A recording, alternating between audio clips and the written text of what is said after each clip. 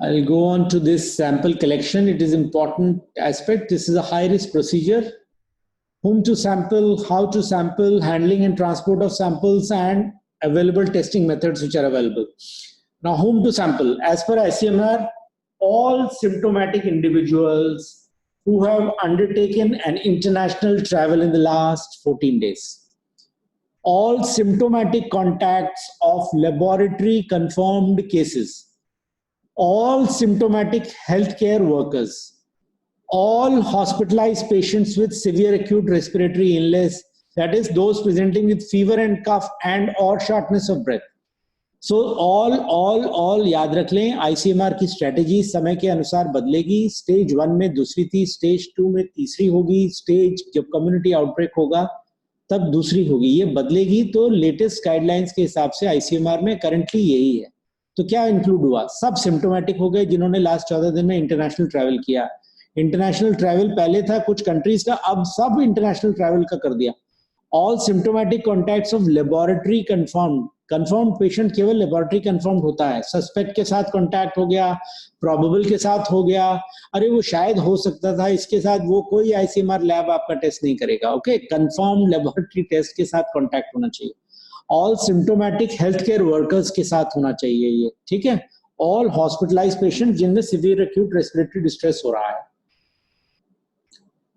Current testing strategy में 5वां aspect है asymptomatic direct and high risk contacts of a confirmed case should be tested once between day 5 and day 14 of coming in his or her contact. तो आपका contact हुआ तो contact के 5वें दिन से लेकर 14वें दिन तक आप एसिम्प्टोमेटिक हैं, लेकिन आपका एक हाई रिस्क कॉन्टैक्ट हुआ तो आपको एक सैंपलिंग कराना चाहिए. It includes those who live in the same household with a confirmed case. आपको पॉजिटिव है, आपके बीवी बच्चे घर उसी में रहते हैं, तो उन सबको कराना चाहिए. हेल्थ केयर वर्कर हैं who examined a confirmed case without adequate personal protection. वो confirmed था लेकिन उसने प्रॉपर PPE प्रोटेक्शन वगैरह के साथ में उस पेशेंट को हैंडल किया था, तो उसको भी कराना पड़ेगा अपना टेस्ट. समझ गए? सैंपल साइट इसमें नेसोफेरेंजियल है, ओरोफेरेंजियल है. Swabs must be immediately be placed in sterile tubes containing 2 to 3 ml of VTM. ध्यान रखें ये हाई रिस्क प्रोसीजर है. बिना प्रॉपर PPE किट के, gloves, mask, goggles, headgear, full PPE के कभी नहीं करना. ये हाई रिस्क प्रोसीजर कैटेगरी में आता है.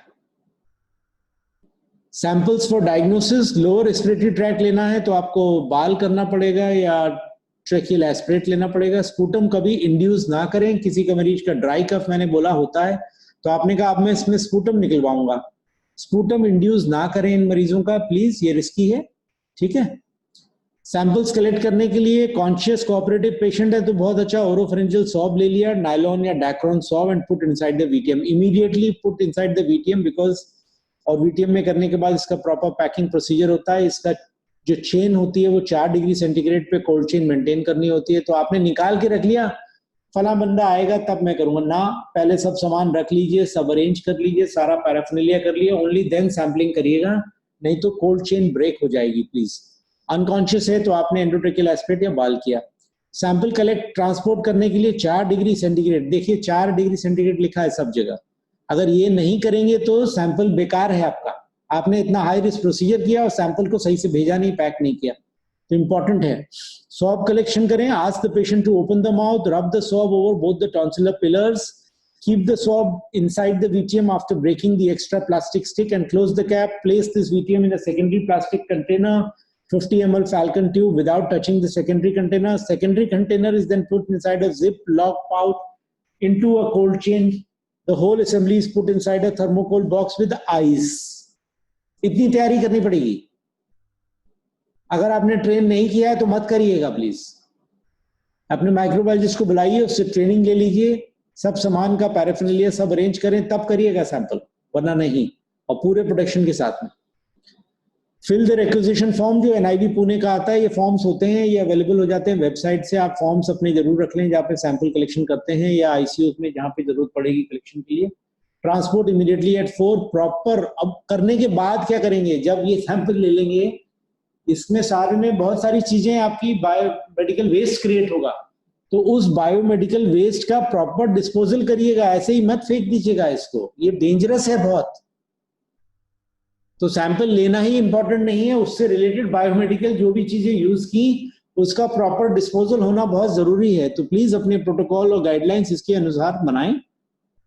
स्टोरेज एंड हैंडलिंग, जैसे ये देख रहे हैं full PP gown, full locking कर रहे हैं, लेबलिंग कर रहे हैं, पाउच में डाल रहे हैं, फिर इसको इसमें डाल रहे हैं, फिर एक थर्मोकोल बॉक्स में डाल रहे हैं, उसको पैक कर रहे हैं, देख रहे हैं वो हिले डुले नहीं। रास्ते में जाने में ये हिलना डुलना नहीं चाहिए। आपने रख तो दिया ग्लास के अंदर रख दिया, वो ढन ढन ढन ढन ढन ढन करता जा रहा है, ये कभी ना करें। इसकी पैकिंग का बिल्कुल ध्यान रखें, ट्रेनिंग ले लें तभी इस चीज को करें प्लीज। और देखिए उसके बावजूद भी उन्होंने देखिए कितनी सावधानी और बरत रहे हैं। फॉर्म को अलग से रखा है, उसके ऊपर चिपका दिया फॉर्म को, और पूरा ये डक्ट टेप से इसको बंद कर रहे हैं थर्मोकोल को, तब जाता है। गाड़ी में भी जाएगा तो गाड़ी में भी उठा के डब्बे की तरह ऐसे मत फेंक दीजिएगा, इसको आराम से रखिएगा, टेढ़ा मेढ़ा मत करिएगा, शेक मत करिएगा, रखा रहने दीजिएगा चुपचाप से। These are all precautions to be taken for COVID-19. Remember, these are difficult things to do. Unless trained, don't attempt. Current strategy में इसको RT-PCR करते हैं, इसका एस्टिमेटेड टाइम 9 से 10 घंटा होता है। यूज करने के लिए जीन टारगेट्स होते हैं, वो सब आइडेंटिफाई किए जा सकते हैं।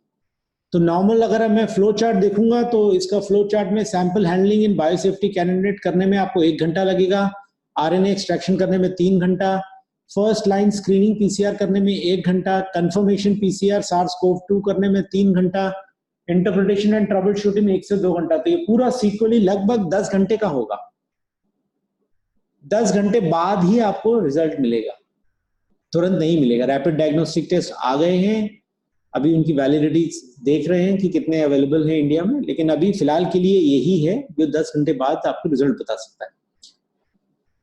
ओके, बायोमेडिकल वेस्ट मैनेजमेंट का ध्यान रखें। इसमें yellow, red, white and blue colour coding है, लेकिन ध्यान रखें जब आप आईसीयू या क्रिटिकल केयर सेगमेंट्स में काम कर रहे हैं तो ये सब चीजें हमारे दिमाग में इतनी हावी होती हैं कि हमें बहुत सारी चीजें करनी है, हम दिमाग से भूल जाएंगे। तो हमने सेफली के लिए क्या किया कि सारे बैग्स जितने भी हैं अंदर जो इन एरियाज में होते हैं उन सबको येलो यूज करते हैं। हम कलर कोडिंग के चक्कर में नहीं रह रहे हैं, क्योंकि हमें सब प्रॉपर एक ही तरीके से बायोमेडिकल वेस्ट है, हमको उसको करना है। ओनली येलो बैग्स, तो हमारे यहाँ पे strategy only yellow bags. Okay,